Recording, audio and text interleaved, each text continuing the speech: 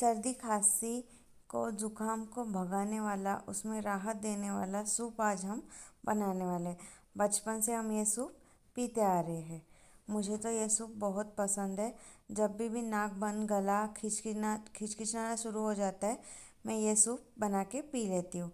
2 cup soup अगर 2 time पिया तो आपका 2 से 3 दिन के अंदर ही आपका पूरा खांसी और कोल्ड चला जाएगा, मैं ऐसे बोल सकती हूँ।